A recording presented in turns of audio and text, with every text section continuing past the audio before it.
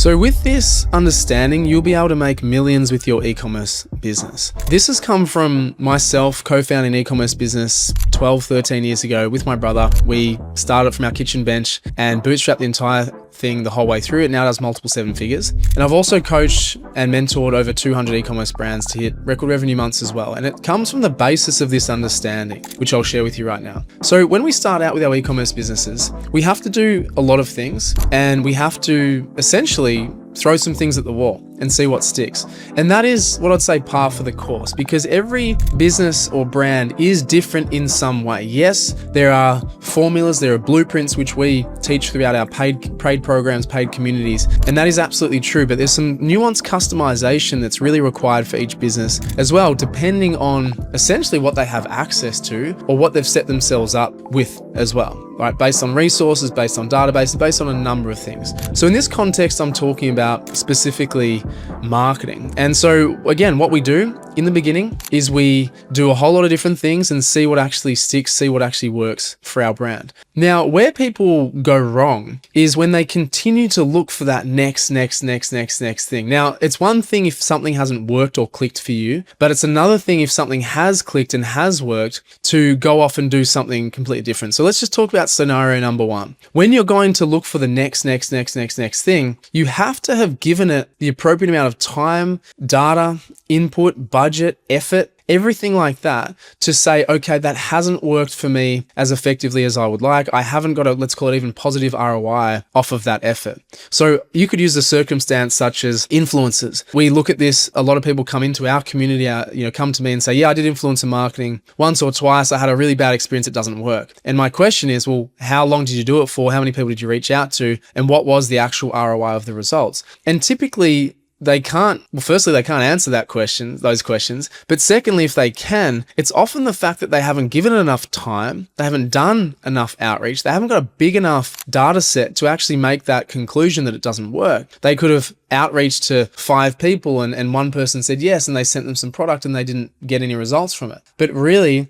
we're looking at, okay, we'll do 10x that, 20x that, whatever it actually takes to get a tangible result. We often look at, in that context, a rule of say 30. So 30 people actually posting for you to see what would happen and what the results are from that, the ROIs from that. So what does that mean? Reverse engineer that. You've got 30. If there's a formula of people saying yes and it messages you have to go and outreach, you could be sending 1,000 messages. Okay, talking about volume, time, and effort. That's what we're actually talking about. So that's an example, a loose example of how we would say, okay, yeah, does something work or does something not work for us? And even then it could be like, well, let's go after this pool of people or this pool of people. There's other options that we can actually go for. But if you haven't given enough time, then you need to give it the appropriate time and focus and data set, let's call it, in that testing period. Not move on to the next thing too quickly, because you'll find yourself doing exactly the same thing. I tried this once, it didn't work, and now I'm on to the next. Where's that secret sauce, that magic formula that the successful people have? I can tell you from very good experience and observing, again, hundreds of brands that we've actually even worked with, that the best brands,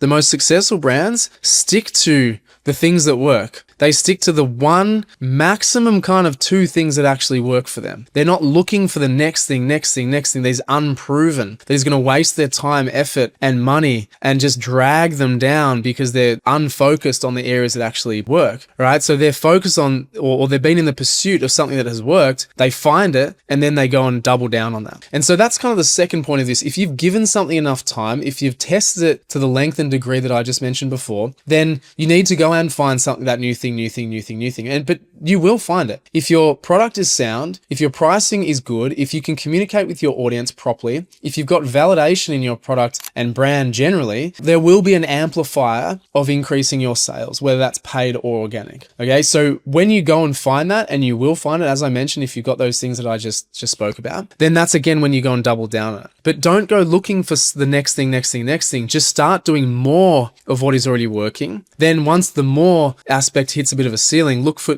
better ways to do it. And then only way down the line, when you're doing millions of dollars, a year in revenue, is you look for new ways to go and do it. But even those doing millions of dollars, and again, the people that I even work with, keep it very, very simple. Like if you talk about their marketing, if we talk about their marketing in a in a call or a consultation, they say, yeah, all I do is basically run meta ads, might have a bit of Google ads running, okay? And then I send emails and my organic ticks over as well. But I know that that's not a massive literal driver, but it does contribute to other things as well. Okay. So that's why I've brought in, to my community and the people that, know me and know my content, something called the marketing triangle. So anything to do with our marketing, anything to do with driving traffic to our site can be underpinned by one of three areas, or rather all three areas contribute to the sales. And one is the paid aspect, meta ads, Google ads, any other ads you might be running. The second one is our database, meaning our emails, our socials, our SMS databases. And the third one is our organics. So they're the umbrellas that we're basically looking at. And of course, within those umbrellas, there's multiple things that we can do. But again, the high six figures or multi six figures, multiple seven-figure brands aren't complicating their marketing to the extent where they're doing dozens of different things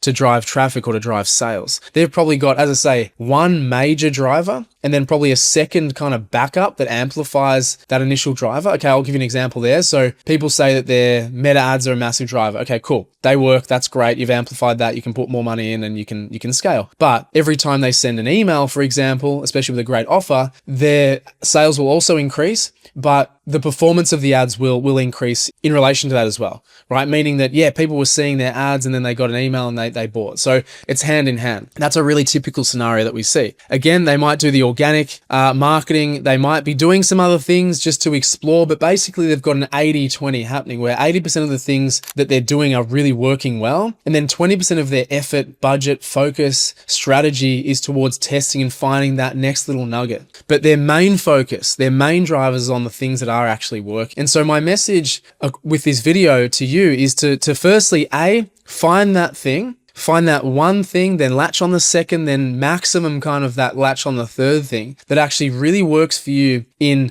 driving traffic, driving sales. Double down on it, do more of it, get better at it. Don't look at the new just yet until you've got the actual time, headspace, consistency. Maybe you've brought in someone to help you with those things where you've got some more time, got some more budget, where you can actually go and look for that, say, third thing that you're going to actually do and can spend some time on it, not expecting a return in those first 2, 3, sometimes even 6 months, but you're going to give it the time, the effort, the budget that it requires to find it, not just throw something at the wall, not give it enough of the input and ultimately not get the result because it'll be another failed marketing venture, right? So that's what I just really want to reinforce with this. Knowing that the best of the best don't do hundreds of things when it comes to their marketing. They do probably one, maximum kind of two things really, really well that underpins the entire business. And they just get, as I say, do more of it, get better at it, and they spend very little time, maximum 20%, on the new thing. And so if you don't have the capacity to find the new thing, as I say, focus on those two things that are going to drive the sales for you. But just having this here, knowing this will hopefully give you that understanding to and confidence to go and pursue that thing. So if you know it is ads, if you had some early validation, then it's like, okay, I need to get better at ads, right? You need to just focus on that thing where your market actually is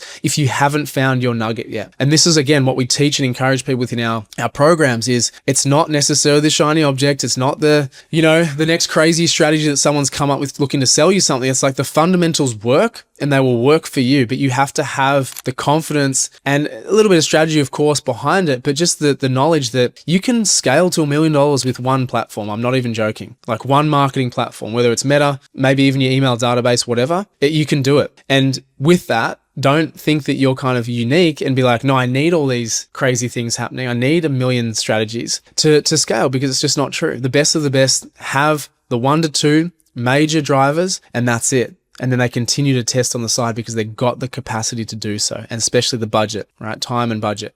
So I just wanted to share that message with you and hope that provides some clarity on, again, what the best of the best are doing, but just encourage you that you're probably onto a winner. You just need to get that problem solved. Obsess over those meta ads. Obsess over that email database if that's for you. Obsess over that influencer marketing if that's for you, or your PR, campaigns where you can leverage off of other people's audiences. It's just really important that you find that one thing, master it, then you can move on to the next thing. All right. Give it the time it deserves, give it the budget it deserves, the effort it deserves to conclude that it either does work or doesn't work. But we need to, this is what I'm finding as a general statement, spend more time, spend more money, spend more effort testing these things and figuring it out, not moving on to the next shiny object. And the ones that do stick with it, and there's been so many that I've worked with throughout my community that are just like, it hasn't worked the first time, second time, third time, fifth time. They're like, now I'm finally getting it. Now it's actually getting some traction. I've worked so hard on the ads and the positioning and the hook and the content, the creative, that it just started to work because they knew that that was the platform and they had to dig deeper to beat their competition. And they did. And that is the most gratifying thing, because that once you find that thing that works, that one thing, then you can move on to the next thing. And once those two work in tandem, it's just like leverage is the name of the game. So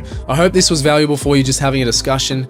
If it was, I've got a link below. We can look at what we actually do to help e-commerce brands grow and scale. But nonetheless, I really appreciate you being here and watching till the end. Again, hopefully it was valuable for you. So I'll see you in the next video. See ya.